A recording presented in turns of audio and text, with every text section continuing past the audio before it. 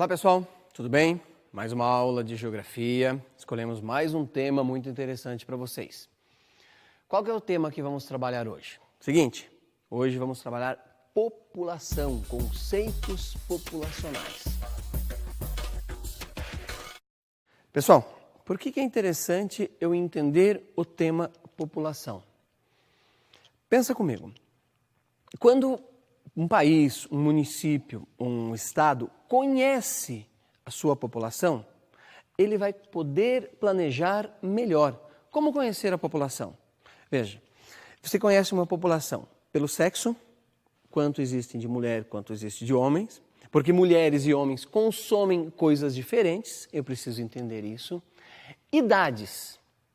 A idade que as pessoas têm tem uma necessidade diferente. Por exemplo, crianças, jovens e adultos vão consumir coisas diferentes.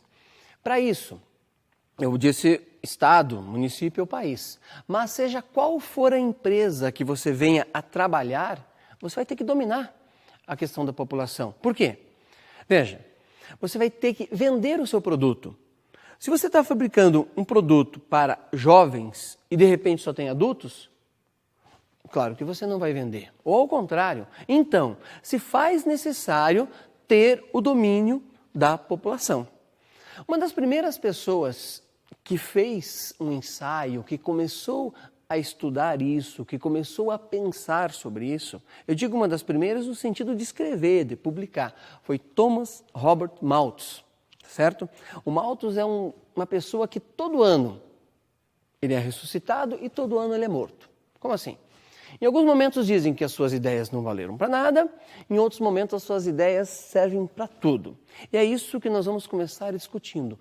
Quais são as ideias de Malthus? Por que você precisa voltar lá atrás no pensamento de Malthus? Pense, sempre eu preciso ir na origem. Malthus influencia hoje as pessoas, de maneira negativa ou positiva. E é a partir dele que a gente vai começar a discutir. Pessoal, vou comentar com vocês um pouquinho melhor sobre Malthus. Faça algumas anotações, é interessante, porque quando você anota, você registra melhor. E quando você conhecer Malthus, você vai conseguir estabelecer analogias, vai fazer analogias até com o dia de hoje. Tá legal? Muito bem. Malthus, ele vai viver a Revolução Industrial, ou seja, a primeira Revolução Industrial. Lembrando, tivemos 3 revoluções industriais. Só quero fazer essa ressalva antes de explicar Malthus, tá? Daí você fica inserido aí no tempo. A primeira revolução industrial, lembre-se, era a indústria têxtil que prevalecia. E a energia era o quê? Carvão, ok? Anotou aí. Primeira revolução industrial, têxtil, e a energia era carvão. E a pessoa para trabalhar podia ser analfabeta, porque ela ia ficar trabalhando ali naquela indústria têxtil, colocando o carvão na fornalha, então ela precisava ter pouca instrução, certo? A segunda revolução industrial, que já vai ser no início do século passado, lá por 1900, o que vai acontecer? Inverte-se, o carvão deixa de ser a energia mais importante, passa a ser o petróleo, e a indústria mais importante passa a ser a automobilística. E não é mais o carvão e nem mais a indústria têxtil. E o trabalhador agora precisa ter um nível um pouco melhor de instrução. A terceira revolução industrial é a que nós estamos vivendo, certo? É aquela onde o petróleo passa a perder importância por causa da necessidade de nós termos uma energia limpa. Por isso que o petróleo começa a perder importância. E a indústria não é mais a indústria automobilística. Agora passa a ser a indústria da informática, certo? O controle remoto, ou o telefone celular, o computador, tudo que for digital, certo? Dei essa definição histórica para você. Mas Malthus, então, está vivendo na primeira revolução industrial e ele começa a pensar o seguinte, ele começa a fazer uma relação entre alimento e número de pessoas. E ele faz um cálculo. Não tem alimento para todo mundo. Se nós começarmos a multiplicar da maneira que nós estamos se multiplicando, vai chegar um momento que vai dar um boom na população e não vai ter comida para todo mundo. Malthus calculava mais ou menos assim, que a cada 25 anos a população iria dobrar. Pense, se hoje tem 10 milhões, daqui a 25 anos, 20 milhões, depois 40 milhões, depois 80 milhões, 160 milhões. Isso chama-se PG. Na matemática, lembra? Anote aí, a PG, tá certo? Então, para Malthus, a população cresceria numa PG. E iria cada vez mais crescendo, até o momento que ia faltar alimento. Para Malthus, o alimento crescia numa PA. 1, 2, 3, 4, 5, 6, 7, 8, 9. É um crescimento linear. Ele não dobraria de 20 a 25 anos, como aconteceria com a população. Malthus era, só lembrar para vocês, Malthus era economista e uma pessoa extremamente religiosa. Então, daí ele juntou a questão religiosa com a questão da economia e fez esses cálculos e fez uma relação com esses dois pontos e falou: turma, nós precisamos parar de nos reproduzir. Aí começa o problema. Para Malthus, população pobre não podia se reproduzir. Era uma maneira de não perpetuar a pobreza. Para os ricos, segundo Malthus, tinha que se ter menos filhos. Por que ter menos filhos? Para que não dividisse a herança em muita gente e não criasse pobres. Veja o preconceito do cara. Você elimina a pobreza, é fácil, né? Você elimina a pobreza a partir de não se reproduzir aquela população pobre. Por quê? Segundo ele, um dia iria causar um colapso no planeta. Então, o pensamento de Malthus, num primeiro momento, você pode colocá-lo como um pensamento preconceituoso ou um pensamento de segregação, porque para ele era a única maneira de você eliminar a pobreza. Pessoal, o Malthus, quando ele fez essa relação que eu acabei de dizer para vocês, da PA e da PG, relacione sempre. PA para quê? Para alimentos. PG, progressão geométrica, para a população. Ele não calculava que um dia nós teríamos tecnologia suficiente para aumentar a produção de alimentos. Veja, aí Malthus errou. O erro de Malthus foi que não teria alimento para todo mundo. Porque se você for perceber, a população do mundo dobrou já várias vezes. Mas, como houve um incremento na tecnologia, a produção de alimentos aumentou várias vezes também. Então, nesse ponto, sobre a produção de alimentos, você pode dizer que Malthus estava errado. Esta é a teoria malthusiana, que faltaria alimentos. Alimentos não está faltando. Se hoje tem fome no mundo, é por causa que existe uma distribuição desigual. A produção de alimentos é muito mais do que nós podemos comer. É acima da média, tá certo? Então, Malthus errou nesse sentido. Então, gravou aí que esta é a teoria malthusiana. Hoje, seguindo Malthus, como eu disse lá no início, que alguns matam Malthus, outros ressuscitam Malthus, tem um grupo que é chamado de neomalthusiano. Neo por quê? Novo, ou seja, os novos seguidores de Malthus. Tem outro grupo que chama-se eco-neomalthusiano. Eco, só pensar um pouquinho, o que é eco? Está ligado à ecologia. Eco-neo. Neo, então você junta essas palavras e você vai perceber que é um grupo de pessoas, os novos seguidores de Malthus, mas pensando na questão ecológica, tá certo? E o que eles estão dizendo? Turma, alimento a gente consegue produzir para todo mundo. Dá para ter alimento, vai sobrar. Só que o planeta não vai resistir esta exploração. Em que sentido? Jogando agrotóxico no solo, na água, a questão da exploração dos hidrocarbonetos, no caso o petróleo. Então, a turma ligada a Malthus, nesse sentido, vai dizer, se nós continuarmos explorando o planeta do jeito que a gente está explorando, um dia nós vamos ter um colapso e não vamos mais poder viver aqui porque exploramos demais. Tá certo? Então, você gravou aí os três pensamentos, malthusiano, neomalthusiano e eco-neomalthusiano. Você precisa diferenciar os três. Por quê? Aparece na frase, no enunciado do vestibular, você precisa saber do que ele está falando. Ninguém vai dizer no vestibular o que é eco-neomalthusiano ou o que é malthusiano, tá bom? Você vai ter que lembrar da PA e da PG, lá da matemática. E a partir do momento que você leu, lembrou disso, você vai conseguir responder a questão. Por isso que eu estou fazendo essa introdução e comentando sobre isso, tá certo? Então, toda essa turma já vem puxando o pensamento de Malthus. Claro que nem todo mundo concorda com isso, certo? Tem uma turma ligada a Karl Marx que não vai concordar com esse pensamento. E é isso que a gente vai ver agora. Pessoal, Marx, que vai ser o opositor de Malthus, ele tem um pensamento bastante diferente. Ele vai dizer o seguinte: ao contrário de Malthus, que nós temos que dizer para os pobres não se reproduzir, ele pensava assim, ó: dê condições da população pobre, que ela estude, certo? Que ela vai fazer o seu planejamento familiar. Aqui eu já estou entrando num segundo conceito, estou falando para vocês planejamento familiar. Malthus era a favor do controle de natalidade. Anote essas duas coisas. Controle de natalidade. Você não pode ter um determinado número de filhos. Voltando ainda no Malthus, para Malthus, sexo era só para reprodução.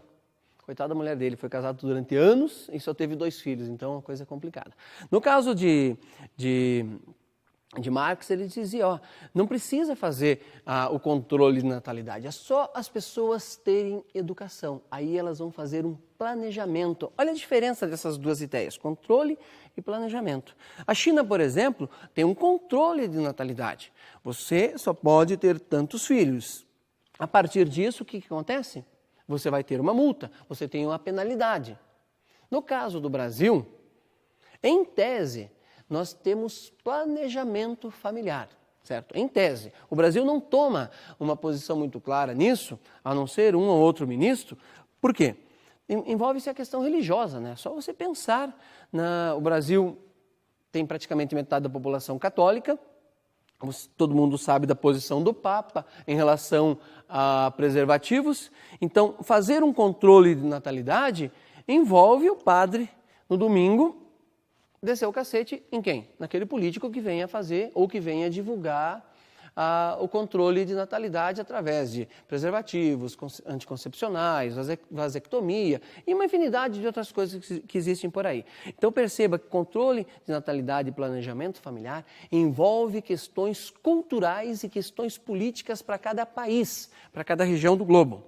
No caso da China, não existe problema nenhum. Por quê? A China está pouco ligando para as questões religiosas, até pelo regime que eles adotam, certo? Então, gravou as duas ideias principais de Malthus e de Marx, certo? Planejamento e controle familiar que existe, né, entre esses dois pensadores, que eu resumi aí pensando que Marx tem centenas de páginas e idem para o que já foi produzido em Malthus. Turma, agora nós vamos ver alguns conceitos que você deve dominar em relação ao planejamento, em relação à população, em relação ao que se pensa hoje da população mundial, municipal, certo? E do país, ok? Elementos da dinâmica populacional. Quais são esses elementos que você deve dominar? O primeiro deles é mortalidade. É necessário que em todas as esferas governamentais, saiba qual é a mortalidade da população. Precisa se conhecer como que essa população está morrendo. Por quê? Você tem que repor a população. Por que repor a população? Eu estou falando friamente assim, mas os governantes pensam nisso porque senão o país desaparece. A Itália, há pouco tempo atrás, vários municípios da Itália começaram a fazer o quê? Campanha para que os seus munícipes tivessem filhos. Qual era a campanha? Tenham filhos que nós vamos pagar para eles até a universidade. Ou seja, dando um incentivo para que os casais tivessem filhos. Porque o município pode desaparecer. A mortalidade estava tão grande e não havia reposição. Repito, estou falando friamente, porque é assim que os governantes pensam. Eles não estão preocupados com a questão emocional que existe em relação a isso. Mas trabalha-se com essa ideia. Você tem que pensar na população que está morrendo. Em que idade que ela morre? Então você precisa controlar e saber como é que esse grupo está chegando. Tá bom? Então, soube da mortalidade. Veja que eu não trabalhei com idade aí. O segundo item é a mortalidade infantil. Agora eu estou falando de idade. Você tem que saber qual é o número de crianças de cada 1000 que está morrendo ao nascer, ou até fazer 1 ano de idade, até que ela complete 1 ano. Por que você tem que ter esse controle? Porque automaticamente você vai saber da reposição da população deste país, você vai saber da reposição, as empresas vão saber quantas pessoas vão ter na sequência para comprar os seus produtos, as escolas vão saber se vai ter ou não vai ter matéria-prima, né? O que é matéria-prima? Aluno do ensino fundamental, do ensino médio e também para as faculdades na sequência. Ou você acha que se constrói uma universidade hoje, uma escola, sem saber que vai ter aluno? E você vai ter que olhar para a faixa etária. É um dos nossos temas na sequência, entender essa questão da faixa etária, tá certo? O próximo item que você tem que dominar é migração.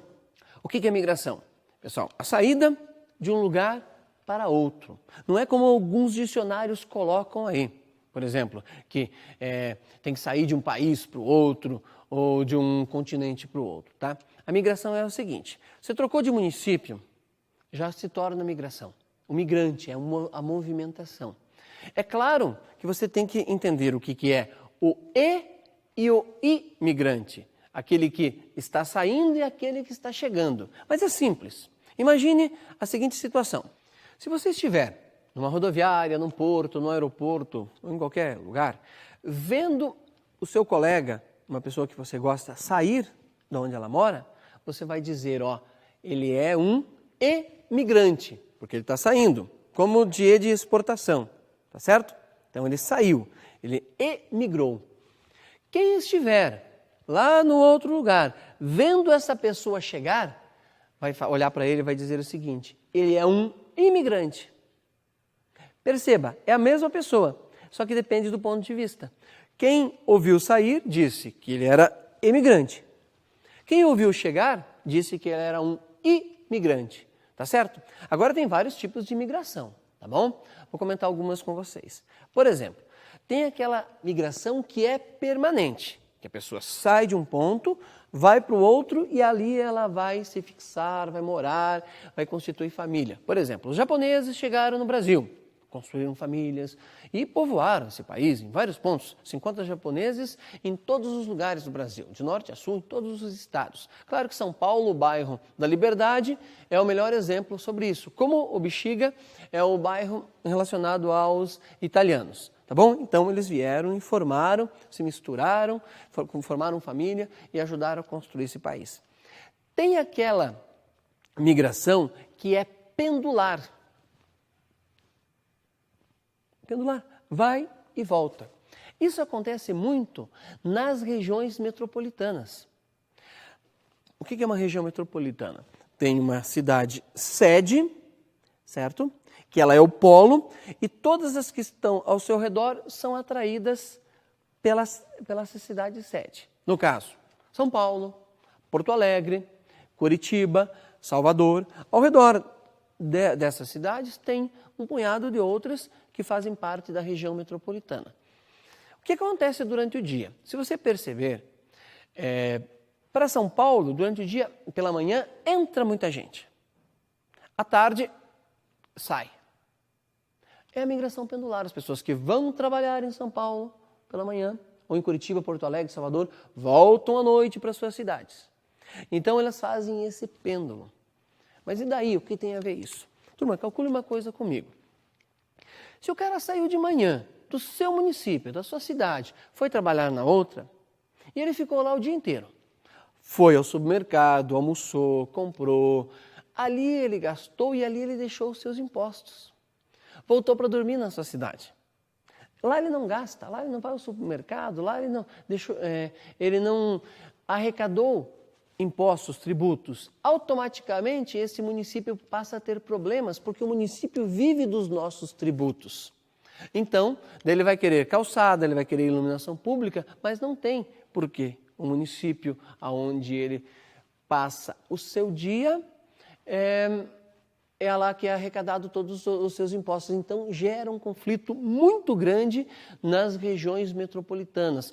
Pode ver que as cidades da periferia da cidade polo sempre tem um problema social muito maior do que aquela que é a sede, aquela que concentra, aquela que tem o poder de atrair nesse pêndulo e depois devolve o cara para dormir à noite lá do outro lado. Então, interessante que você grave aí essa questão da migração pendular.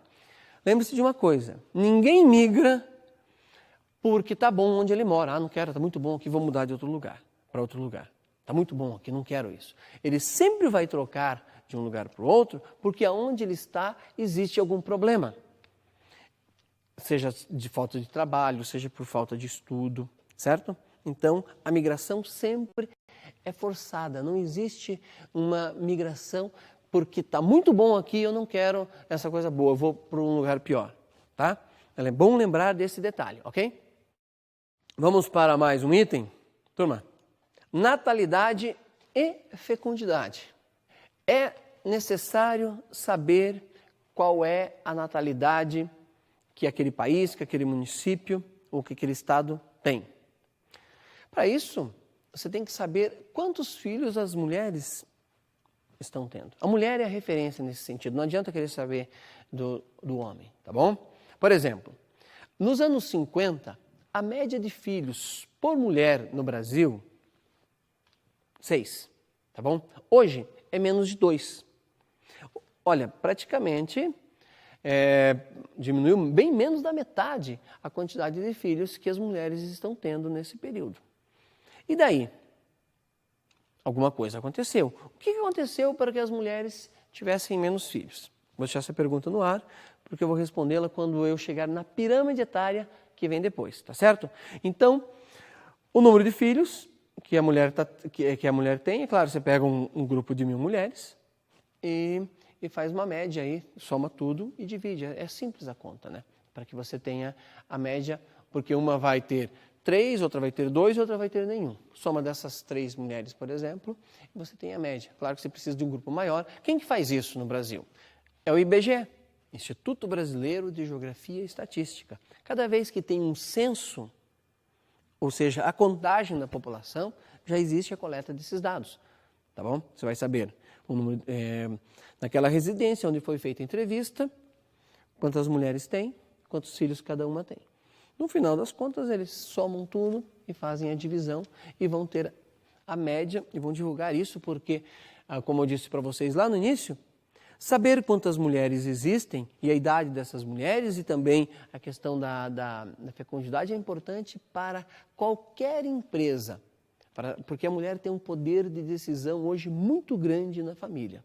Então é interessante conhecer esses dados, tá certo? O nosso próximo item, densidade demográfica. O que é densidade demográfica? Turma, é simples. Quer ver? Vamos dar uma olhadinha no mapa que nós temos aqui. Olha só, se fosse pela definição, é o número, você pega o número total de habitantes e vai dividir pela área. Tem 10 habitantes, tem 10 quilômetros, ficou simples a conta, né? Claro que isso não acontece de uma maneira tão, um número tão simples. Mas olha ali, ó, nós temos um mapa aí para você observar. Como que é o Brasil hoje? Como está a densidade demográfica do Brasil?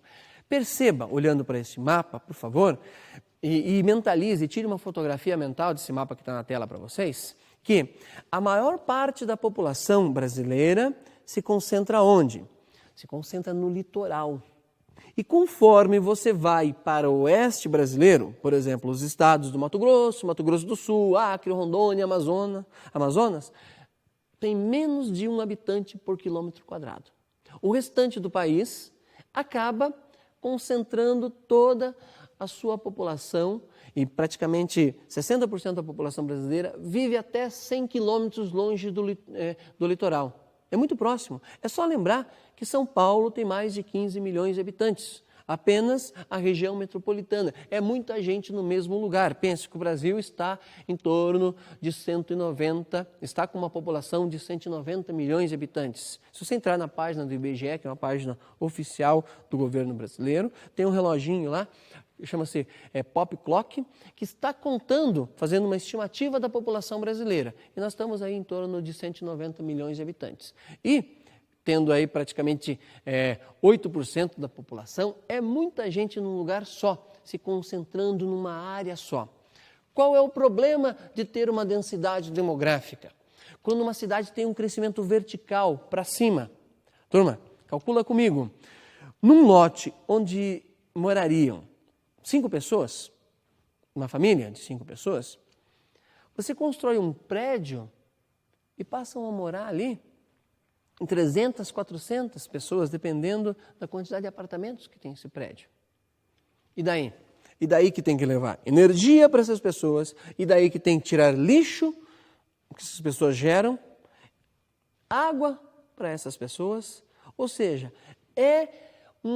gera um problema social que precisa ser resolvido. As regiões metropolitanas do Brasil hoje não têm mais aonde colocar o seu lixo.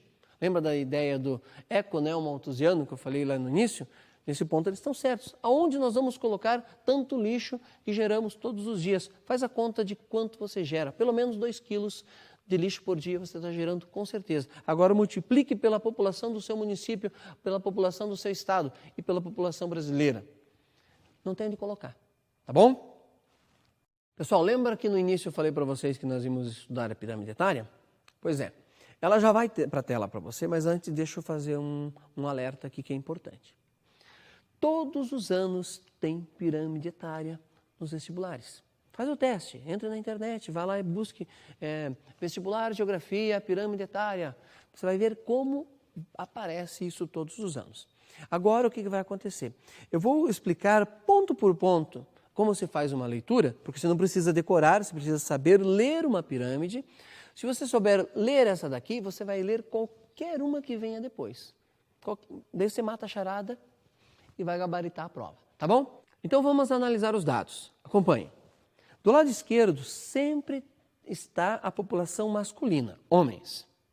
Do lado direito sempre a população feminina. Perceba que existe uma coluna por idades. Essa daí são as faixas etárias. E normalmente dificilmente vai aparecer de outra maneira, 0 a 4, 5 a 9, 10 a 14, 60 a 64. E é claro, quanto mais a população viver, vai passar dos 80 anos, no caso, como está hoje a pirâmide do Brasil. Nos anos 50, turma, essa pirâmide era encerrada ali, nos 60, certo? De 60 a 60, aparecia assim, mais de 60 anos. Hoje nós já temos uma população vivendo um pouco mais, mas eu comento isso na sequência. E lá embaixo, na base da pirâmide, está a percentagem. Por exemplo, acompanhe, vamos dar uma olhadinha. De 0 a 4 anos, em 2007, veja quanto de homem tinha, que é em 2007 é o azul, nesse caso. Aqui está sobreposta 2 pirâmides para você fazer a comparação, tá? Normalmente aparece uma. Então eu já coloquei 2 aí para nós podermos analisar melhor. E em 97, 10 anos antes, olha o tanto de homens que tinha. Olha para a direita agora e veja a população feminina. Quanto tinha de mulher, o azul, e em 97, 10 anos antes, o quanto tinha de mulher. O que aconteceu? Você percebe que começou a ter um estreitamento dessa pirâmide, ela foi se estreitando na sua base e ela começou a alargar conforme a idade vai avançando. Uma dica, vamos pensar que você tivesse que escrever um texto sobre isso. O que você ia dizer? Você vai dizer que começou a nascer menos criança. A partir de 1997. As mulheres passaram a ter menos filhos. Pessoal, você deve se perguntar, por que as mulheres passaram a ter menos filhos? Veja, a partir dos anos 70, o Brasil vai se tornar um país urbano, porque antes o Brasil era um país rural. Em que sentido? A maior parte da população vivia na área rural. Por exemplo, 1950, de cada 100 pessoas que o Brasil tinha, 75 moravam na área rural e apenas 25 na área urbana. A partir dos anos 70, com a Revolução Verde, um monte de coisas que aconteceu, a industrialização, houve a migração para a área urbana. Veja como uma coisa está ligada com a outra. Essa migração para a área urbana deu às mulheres uma oportunidade que antes elas não tinham. Qual é essa oportunidade? Ir para a escola. Ir para a escola deu para a mulher um conhecimento o seguinte: ela aprendeu a fazer o planejamento familiar, ela aprendeu o uso de preservativos e também da pílula. E daí, a partir disso, ela começa a pensar, pera lá, se eu quero estudar, eu preciso gastar mais tempo, não posso cuidar de filhos. Automaticamente, ela já começa a pensar, já é um planejamento familiar aí. Só o fato dela aprender a ler uma bula de um anticoncepcional e fazer esse planejamento já cai bastante o número de filhos no Brasil. Ela começa a trabalhar. Pensa comigo, se antes, vou dar um exemplo básico, a minha avó, e isso aconteceu, se você for perguntar para os seus pais e para as pessoas mais velhas, casou com 12, 13 anos. As pessoas casavam com 12, 13, 14 anos. Uma mulher que casa com 12, 13 anos, 14, que depois dos 15 começava a ser titia, ela tinha uma vida fértil até os 30, 35 anos. E ela, como não usava-se preservativo, que morava na área rural, ela passava a ter um filho no máximo a cada 2 anos. Se você fosse perceber, passava 10 anos da vida dela grávida. Então, não dava tempo para estudar, não dava tempo para trabalhar. Com esse planejamento, isso muda tudo. Automaticamente vai cair a taxa de natalidade. Então, você tem que ter uma explicação por que caiu a taxa de natalidade. E a explicação está aí. Em relação ao número de filhos que as mulheres passaram a ter a partir do momento que ela vai para a área urbana. Pensa, se ela entrou na escola, foi para a faculdade, ela vai sair da faculdade com 20 e poucos anos. Aí ela quer fazer um mestrado. Aí ela quer se firmar no mercado de trabalho. Até acontecer isso, ela já tem 30 e poucos anos. Diminuiu o período fértil. Mesmo que ela queira ter mais filhos, já vai diminuir muito isso. E ela está trabalhando fora. Então é o seguinte, família pequena.